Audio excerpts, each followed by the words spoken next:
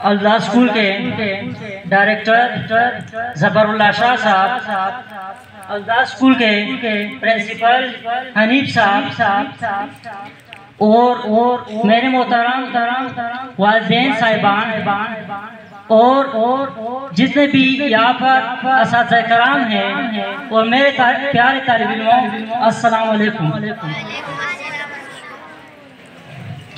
سب سے پہلے میں الدا اسکول کے ڈائریکٹر ظفر اللہ شاہ صاحب اور پرنسپل حنیف صاحب کا مشکور ہوں جس نے مجھے یہ عزت بخشی۔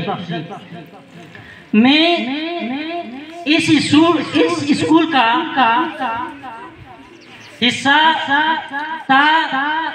حصہ ہوں اور حصہ رہوں گا۔ یہاں پر میں ایک چیف گیسٹ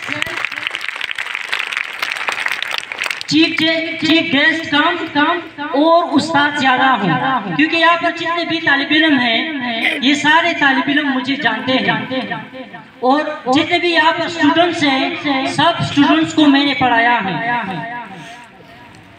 اس کے بعد جتنے بھی طالب علم ہیں جنہوں نے فرسٹ، سیکنڈ، تھرڈ پوزیشن حاصل کی، اس کو میں مبارکباد پیش کرتا ہوں، اور وہ طالب علم جو پاس ہوئے ہیں جنہوں نے پوزیشن حاصل نہیں کی، میں انہیں یہ کہنا چاہتا ہوں کہ آپ لوگ بھی پوزیشن حاصل کر سکتے ہیں۔ آپ لوگوں کے ساتھ بھی وہ ٹیلنٹ ہیں۔ فار ایگزامپل ابھی میں ایک ایگزامپل دیتا ہوں کہ ایک اسٹوڈنٹ ہے، اس نے فرسٹ پوزیشن حاصل کی ہے، ایک اسٹوڈنٹ ہے اس نے سیکنڈ پوزیشن حاصل کی ہے، ایک اسٹوڈنٹ ہے اس نے تھرڈ پوزیشن حاصل کی ہے۔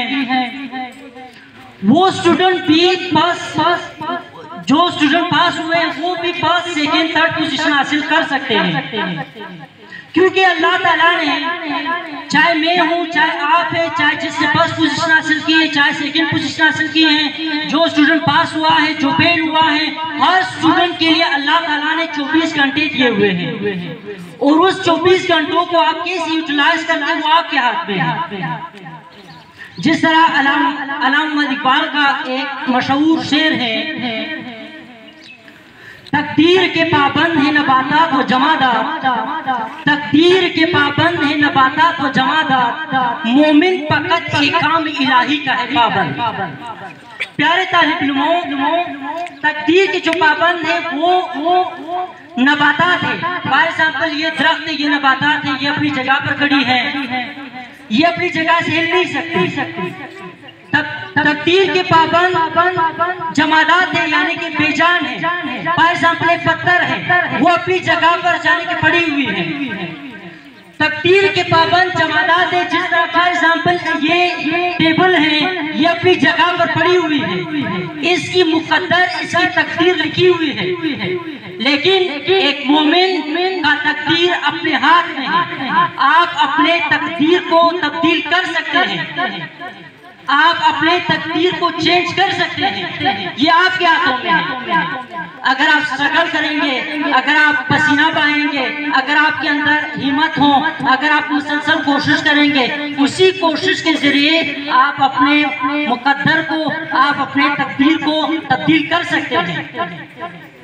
تو یہ میری ریکویسٹ ہے آپ لوگوں سے کہ آپ لوگ اسٹرگل کریں، آپ لوگ کوشش کریں، آپ لوگ محنت کریں، آپ لوگ کے والدین آپ لوگ کے اوپر بہت زیادہ اخراجات کر رہے ہیں، بہت زیادہ کوشش کر رہے ہیں۔ آپ لوگ کی جو والدین ہیں کچھ مزدوری کر رہے ہیں، کچھ اسی طرح جانے کے دیہڑیدار طبقہ ہیں، کچھ نوکریوں میں لگے ہوئے ہیں۔ اس مہنگائی میں بھی آپ لوگوں کی اخراجات سنبھال رہے ہیں، تو آپ لوگ کوشش کر لیں، محنت کریں، اسٹرگل کریں۔ علامہ اقبال کا ایک اور شعر ہے، مٹا دے اپنی ہستی کو، مٹا دے اپنی ہستی کو اگر کچھ مرتبہ چاہتے ہوں، مٹا دے اپنی ہستی کو اگر کچھ مرتبہ چاہتے ہوں، یہ دانا خاک میں مل کر گلے گلزار ہوتا ہے۔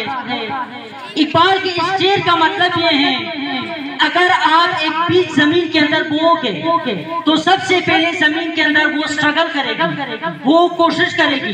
آپ لوگ کو پتا ہے جب ہم زمین میں بیج بوتے ہیں تو اس کے اوپر چہرے ایک سخت کور آ جاتا ہے، تو اس بیچ نے اسٹرگل کرنی ہوتی ہے، محنت کرنی ہوتی ہے، اس نے کیا کرنا ہوتا ہے، اس زمین کو پاڑنا ہوتا ہے، تب اس سے ایک ننھا سا ایک خوبصورت سا پودا نکل سکتا ہے، تب اس پر پھول اگ سکتے ہیں، تب اس کے اوپر پھل اگ سکتے ہیں۔ لیکن اگر وہ بیج اسٹرگل نہیں کرے گا تو وہی بیج اتری ضائع ہوگا۔